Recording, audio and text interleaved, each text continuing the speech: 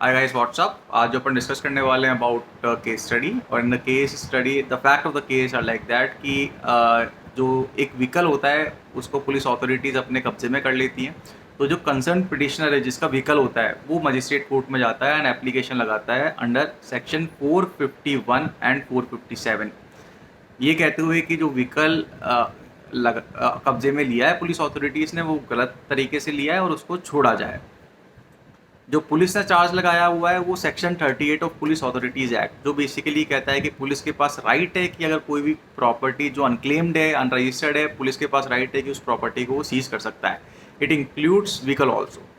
तो उस केस में जब पुलिस ने अपने कब्जे में वो व्हीकल कर लिया होता है तो जो पिटिशनर है वो कंसर्न मजिस्ट्रेट कोर्ट में जाता है। मजिस्ट्रेट सारे फैक्ट्स को देखते हुए and ignoring the fact that कि जो पिटिशनर है उसके पास डॉक्यूमेंट्स हैं उस व्हीकल के, वो ये सारे फैक्ट्स इग्नोर करती है और मजिस्ट्रेट एप्लीकेशन रिजेक्ट कर देती है।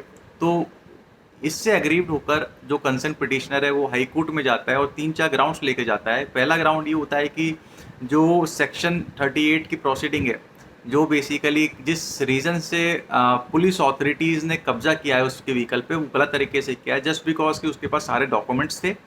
इससे ये शो होता है कि इज़ अ राइटफुल ओनर। फिर उसके बाद दूसरा ये प्लीडिंग करता है कि जो अगर मजिस्ट्रेट के सामने अगर सारे डॉक्यूमेंट्स से ये प्रूफ हो रहा है कि जो जिस व्हीकल का ओनर पिटिशनर ही है, तो उस पॉइंट पर मजिस्ट्रेट को ये सारे फैक्टर्स को कंसिडर करना चाहिए और एप्लीकेशन को एक्सेप्ट करना चाहिए। फिर तीसरा एक जजमेंट है सुप्रीम कोर्ट का, सुंदर भाई वर्सेस स्टेट ऑफ गुजरात, जो बेसिकली कहता है कि अगर कोई भी व्हीकल सीज कर लेता है पुलिस डिपार्टमेंट, तो उस केस में अगर वो व्हीकल पे रस्ट लगने के चांसेस होते हैं तो कहीं ना कहीं तो इट्स बेसिकली प्रेफरेबल कि उस व्हीकल को छोड़ दिया जाए इंस्पाइट द फैक्ट दैट कि उस व्हीकल के अगेंस्ट में प्रोसीडिंग स्टार्ट है बाय द पुलिस अथॉरिटीज़ और बाय द मजिस्ट्रेट कोर्ट। तो ये सारे पॉइंट्स को कंसीडर करते हुए जब पिटिशनर कोर्ट में जाता है तो हाई कोर्ट इन सब पॉइंट्स को काउंट करता है, कंसीडर करता है, और जो कंसर्न व्हीकल है उसके लिए पुलिस अथॉरिटीज़ को डायरेक्शन देता है कि जो व्हीकल को आपने कब्जे में लिया है उसको छोड़ दिया जाए।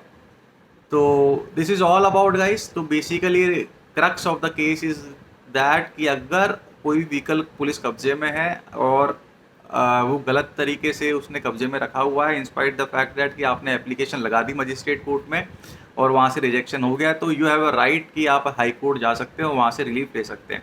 हाई कोर्ट क्या क्या रिलीफ दे सकता है आपको कि एक तो डायरेक्शन दे सकता है कि कंसर्न पुलिस डिपार्टमेंट को कि जो व्हीकल उन्होंने कब्जे में लिया हुआ है उसको छोड़ दिया जाए। फिर उसके बाद आपसे वो बॉन्ड भरवाएगा। It depends on the vehicle. अगर मान के चलिए ट्रक है तो उसके 1 लाख तक का बॉन्ड भरवा सकता है। अगर उससे डंपर है या बड़ा कोई व्हीकल है तो उसके लिए 5 लाख तक का आपसे बॉन्ड भरवा सकता है। तो this is all about guys. Thank you, thanks a lot.